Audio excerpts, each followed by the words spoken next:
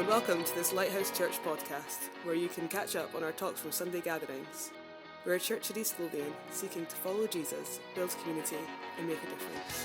So this morning, just want to it literally is just going to be for a couple of minutes, just talk about serving one another, and then we've got some questions that would be really good for adults. Children can take part in it as well, that can discuss and just talk through, and you can pray together at the end. And so they're going to share that at the end, and then there's going to be crafts that mainly aimed at the younger age group, but it's, as adults, it's good fun to still get involved in crafts. So if you just find a child that you think, actually, I can use them to get to use the crafts, and you can do that as well. All right, but actually this morning, this talking about serving one another, this one anothering that takes place. And Jesus is, in a sense, counterculture, isn't he? It's this whole sense of serving one another. We're surrounding a world about actually putting ourselves first.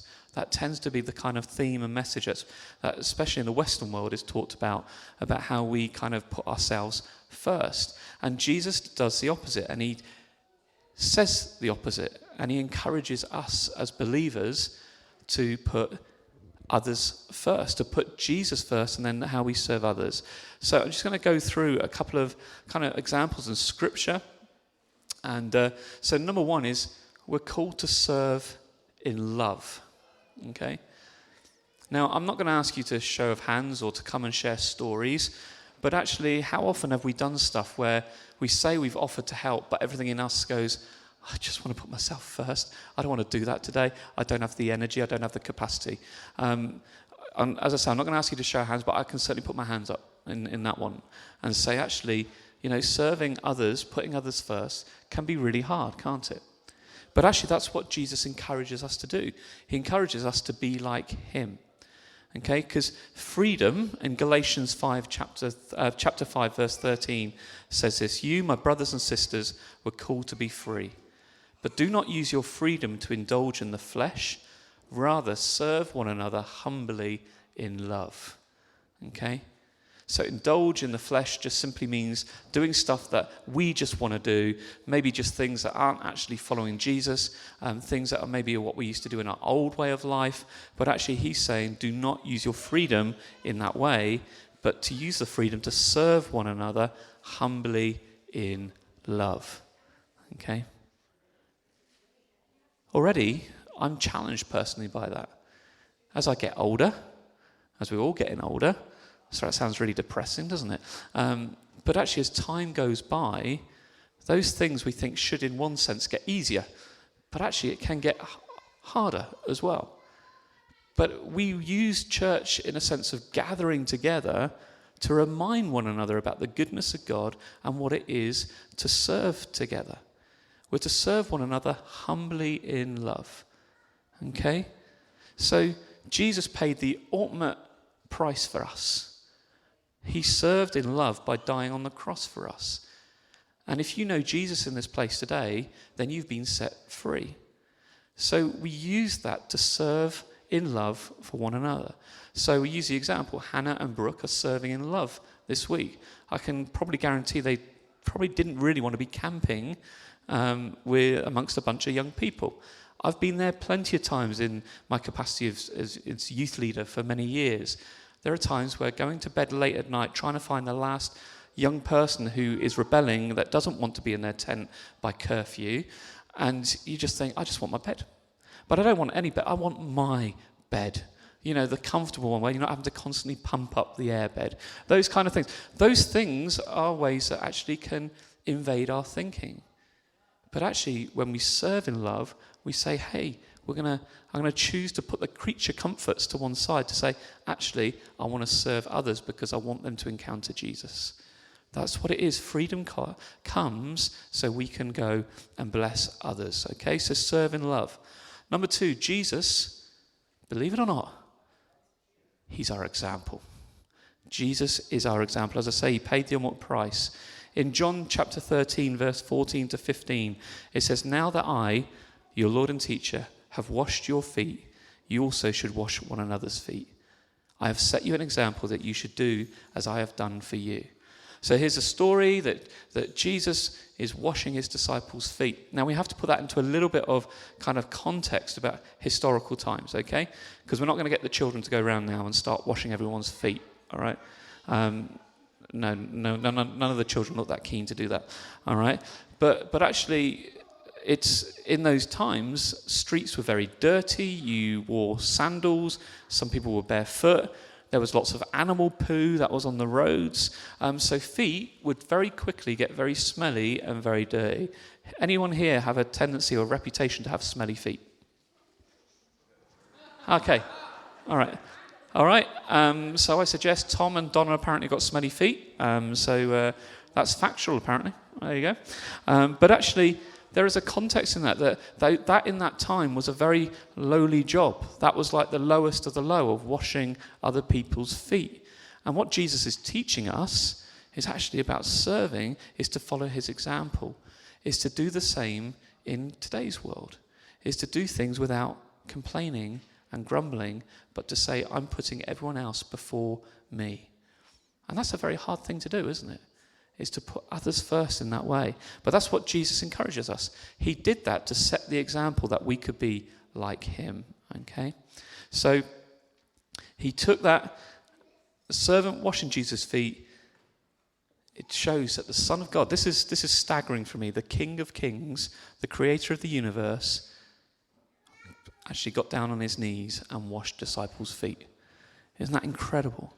But here's our example. Are there things this week that you could do that remains hidden, but you can be Jesus' example and go and do things? Good morning. You all right? Good. I've heard about these two. You've got to keep an eye on them. All right.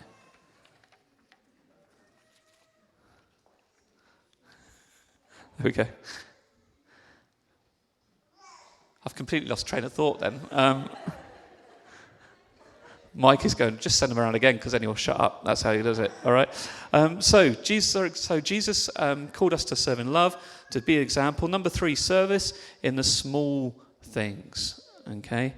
So serving doesn't always need to look that most dramatic, the kind of the big stuff. Most often, actually, it is the simple and it is the ordinary, okay? It can be this thing of actually just little things that we can do that can make such a difference in somebody's life, okay? So our attitude and our mindset and our hearts is that Jesus is our foundation. So we do everything at the foundation of following Jesus. So as we do that, it could be as simple things as carrying someone's bags, leaving the door open for someone. It could be listening without interrupting. God, that's a hard one for me, all right? It could be helping serve on a team in the church. It could be a message, a word of encouragement. And these days that can be done much easier with like a WhatsApp message or whatever that can be. It could be offering your time when it's maybe not convenient to do so, okay? These small acts can add up and they reflect the kingdom of God. So whatever we do in life, we're taking the presence of Jesus with us.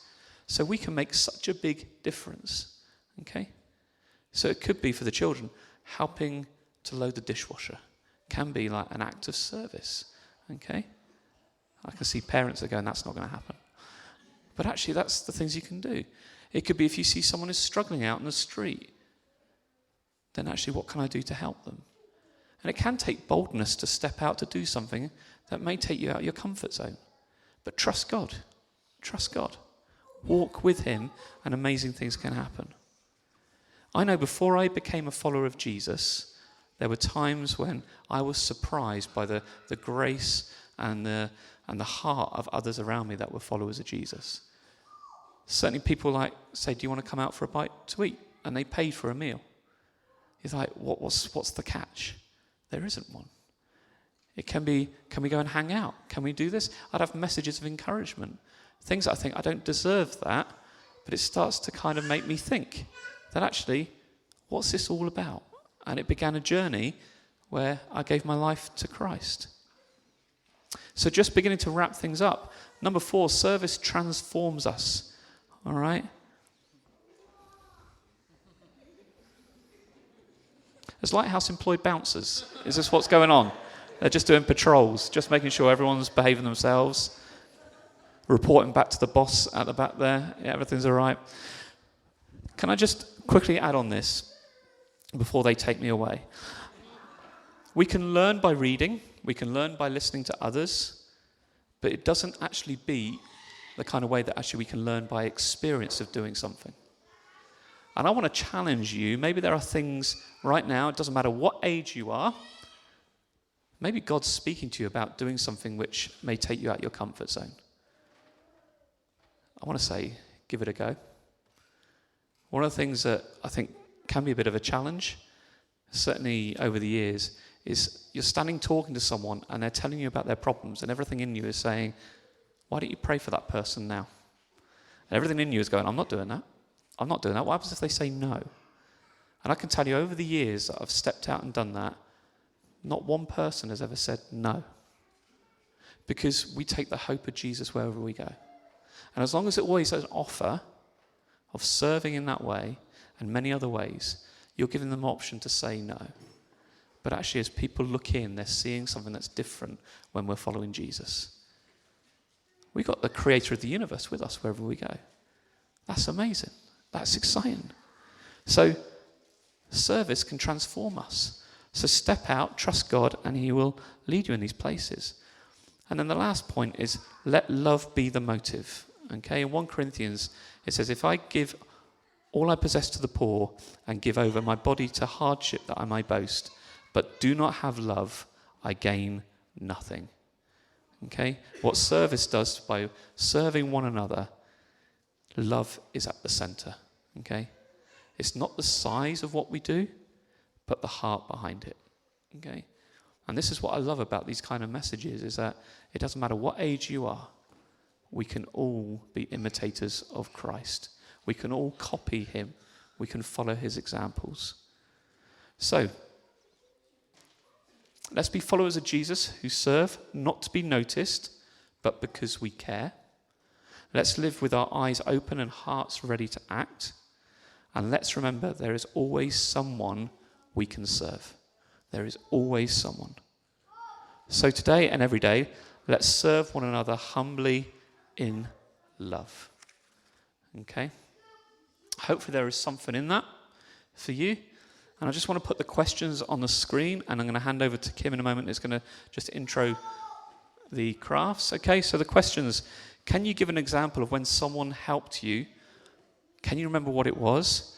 And why do you remember it? Jesus encourages us to serve one another, so this is question 2. When that happens, what impact does that have on the church and the community around us? And question 3, is there someone on your mind or on your heart that you may be able to reach out to this week? Who are they and what could you do to connect with them? So Kim, do you want to come and just share the crafts?